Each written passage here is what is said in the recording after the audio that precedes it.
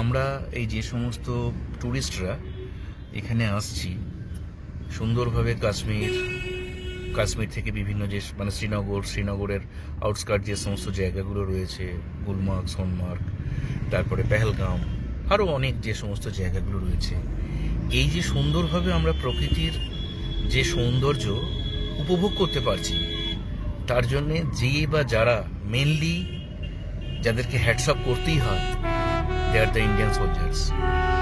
Hats off to them. কারণ সত্যি তোমরা না থাকলে এটা আমরা পেতাম না। শুভ সকাল বন্ধুরা। আর আজকে আমরা শ্রীনগর ছেড়ে বেরিয়ে যাচ্ছি, আজ বাড়ি ফিরবো। আমাদের ফ্লাইট আছে 3:45-এ, আর এখন ঘড়িতে প্রায় 9:30 বাজছে। আমরা রেডি হয়ে গেছি, এখনো ব্রেকফাস্ট হয়নি। ওখানে ব্রেকফাস্ট করে তারপর বেরিয়ে যাব। 1-1.5 ঘন্টা যেতেও লাগবে। আমরা শ্রীনগর এয়ারপোর্টে যাব। ওখান থেকে আমাদের ফ্লাইট আছে 3:45-এ, তারপর আবার মানে দিল্লি থেকে আছে রাত 9টায়। আর এই যে কিং হয়ে গেছে। Good morning.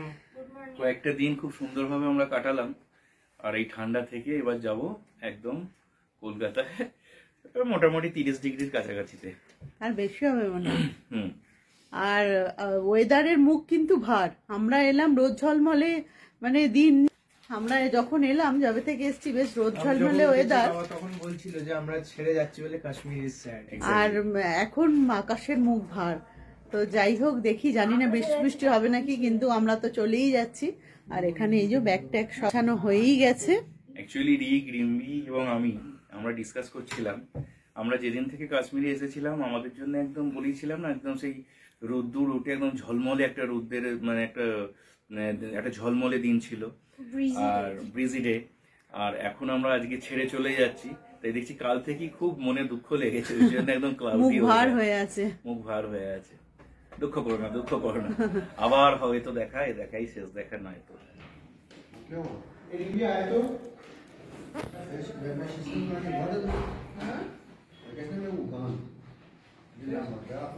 রিম্বি, তুই কি লিফটে যাবি?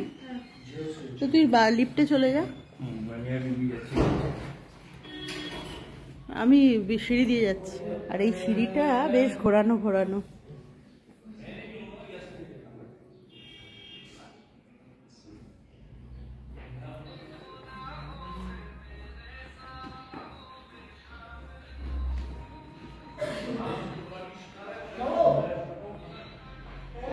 হোটেলটা বেশ ভালো, সাজানো গোছানো। একটু রোদ উঠছে মনে হচ্ছে।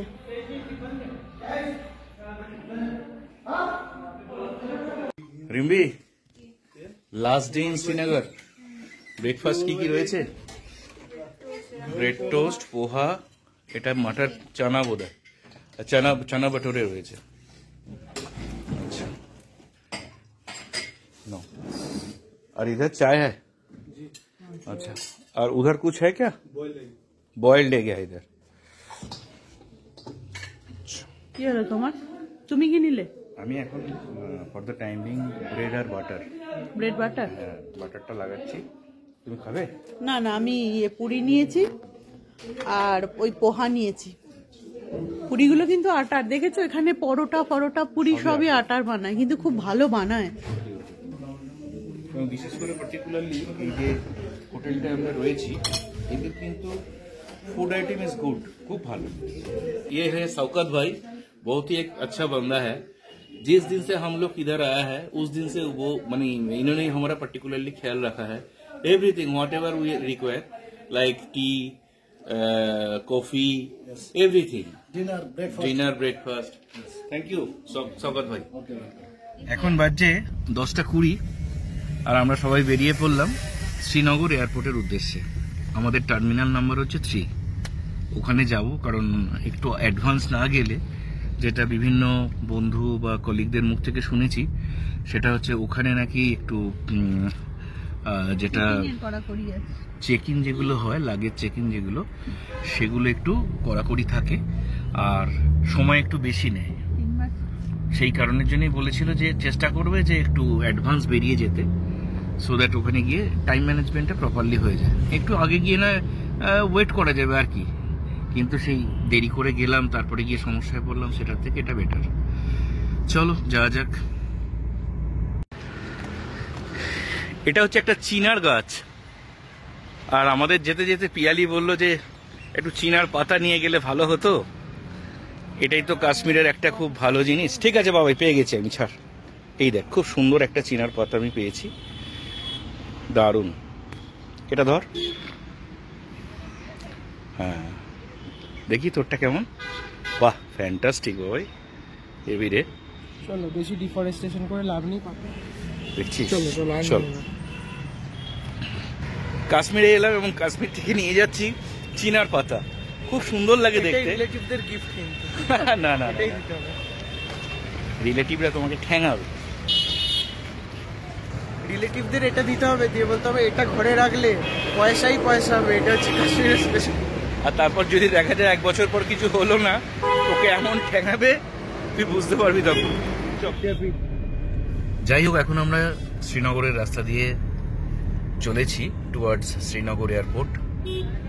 আর যেতে যেতে যেটা last but not the least বলতেই হয়, সেটা হচ্ছে আমরা এই যে সমস্ত ট্যুরিস্টরা এখানে আসছি সুন্দরভাবে কাশ্মীর থেকে বিভিন্ন যে মানে শ্রীনগরের আউটস্কার্ট যে সমস্ত জায়গাগুলো রয়েছে, গুলমার্গ, সোনমার্গ, তারপরে পেহেলগাঁও, আরও অনেক যে সমস্ত জায়গাগুলো রয়েছে, এই যে সুন্দরভাবে আমরা প্রকৃতির যে সৌন্দর্য উপভোগ করতে পারছি, তার জন্যে যে বা যারা মেনলি যাদেরকে হ্যাটসঅপ করতেই হয়, they are the Indian soldiers. Hats off to them. কারণ সত্যি তোমরা না থাকলে এটা আমরা পেতাম না। আর সত্যিই বলছি, যতটা জায়গায় আমরা মানে যেখানে যেখানে আমরা গেছি, তারা যেভাবে তাদের ডিউটি করে যাচ্ছে, আমি রিক আলোচনা করছিলাম যে সত্যি কি টাফ মানে তাদের লাইফ। আর সত্যি তারা বোধহয় এই এতটা টাফ মানে তাদের বিসর্জন দিচ্ছে বলে, তাদের জীবন এতটা কষ্টকর হয়েছে বলে আমরা হয়তো সুখকর কিছু জিনিস দেখতে পাচ্ছি বা উপভোগ করতে পারছি। তাই ইন্ডিয়ান সোলজার্স, তোমাদের সত্যি স্যালিউট।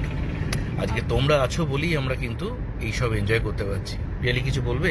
হ্যাঁ, আর কাশ্মীরের রাস্তাঘাট যেখানেই যাচ্ছি দেখছি বন্দুক নিয়ে সমস্ত সোলজাররা পাহারা দিচ্ছে। মানে যেদিকে যাচ্ছি, রাস্তায় রাস্তায়, মোড়ে মোড়ে, সব জায়গায় এখনো যাচ্ছি, চতুর্দিকে কিন্তু সোলজাররা পাহারা দিচ্ছে।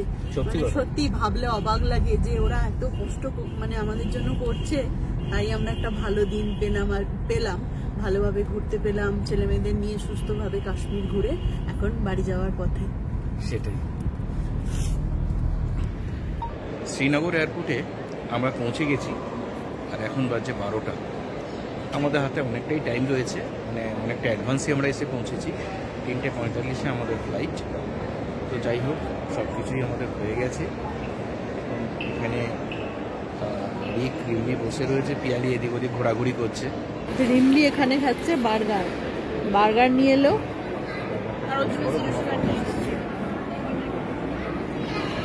ক্যাডবেরি খেলো, এবার বার্গার এনেছে। খিদে পাচ্ছে না? খিদে পাচ্ছে।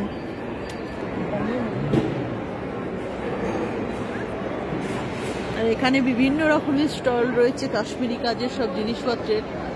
ঠিক আছে, ভালো মোটামুটি। এখন রিক নিয়েছে কফি। আর এখন আমরা যাচ্ছি শ্রীনগর থেকে দিল্লির উদ্দেশ্যে যে ফ্লাইটে উঠবো, সেটার জন্য আমি রিক, রিম্বি আর পিয়ালি।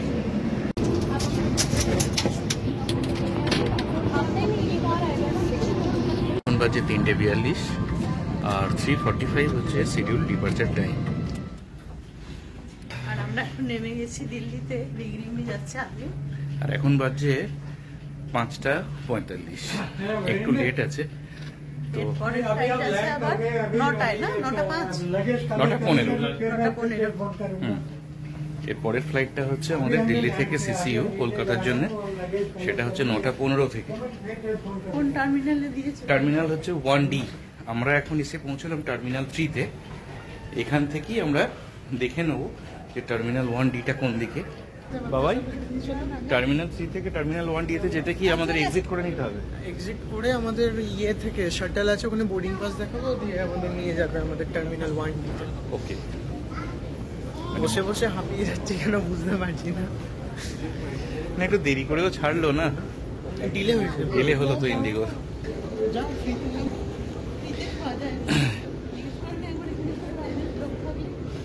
টার্মিনাল 3-তে এই ধরনের কিন্তু শোয়ার জায়গা আছে। এই যে রেস্টিং চেয়ারগুলো রয়েছে যেগুলো একদম স্ল্যান্টিং, শুয়ে পড়ার মতো, এগুলো কিন্তু স্পেশালি ফর ডিপারচার, এবং এটা টার্মিনাল 3-তেই আমরা নোটিশ করলাম।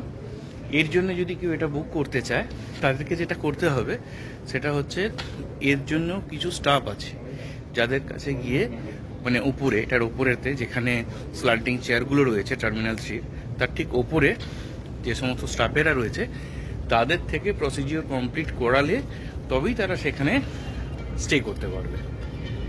এই ইনফরমেশনটুকু তোমাদের সাথে শেয়ার করে দিলাম। কি সুন্দর মনে হচ্ছে প্রত্যেকটা গাছ।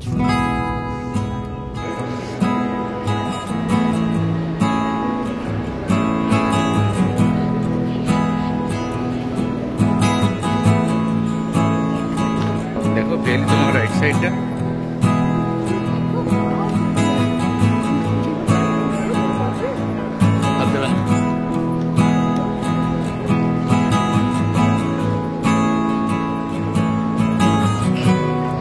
চল। বললামই তো টার্মিনাল 3 থেকে টার্মিনাল 1D আমাদের সেখানে যেতে গেলে আমাদের ফার্স্টে এক্সিট করে নিতে হবে, তারপরে বাইরে ফ্রি ট্রান্সপোর্ট আছে, সেটা আমাদের ওই বোর্ডিং পাস দেখালে ওরা আমাদের আবার ওই টার্মিনাল 1 বা 2 সেখানে পৌঁছে দেবে। ইনফরমেশন টোকেন দেওয়ার সময় কিন্তু লাস্ট বোর্ডিং পাসটাও লাগবে। প্রথমত হচ্ছে যে যেটা আমরা শ্রীনগর থেকে দিল্লি অবধি এলাম সেই বোর্ডিং পাস, প্লাস দিল্লি থেকে যে কলকাতা যাব এই দুটো বোর্ডিং পাসই লাগবে। তো ওটা দেখালে তখন ওরা টোকেন ইস্যু করবে, এবং সেই টোকেনটা দেখিয়ে আমরা যদি বাসে উঠি, পারা নাম্বার পিলার পেয়েছিস সবাই, আর এই বাসগুলো ছাড়ে 12 নম্বর পিলারের কাছ থেকে। পিয়ালি চলো।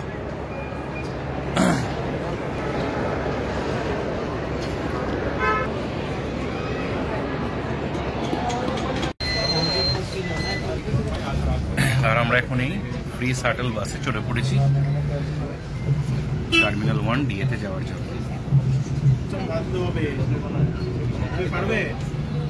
বেশ কিছুক্ষণ গাড়ির আমাদের জার্নি করতে হলো বলো।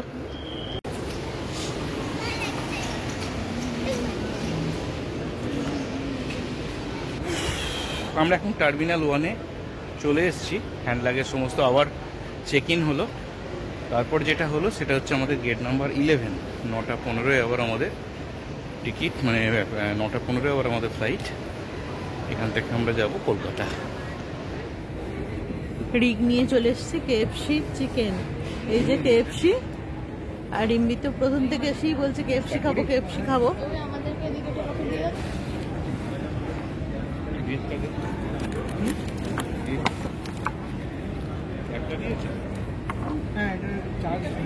আমাদের কলকাতা যাওয়ার যে ফ্লাইট সেটা গেট নাম্বার 11 থেকে ছাড়বে, আর দূরেই দেখা যাচ্ছে গেট নাম্বার 11।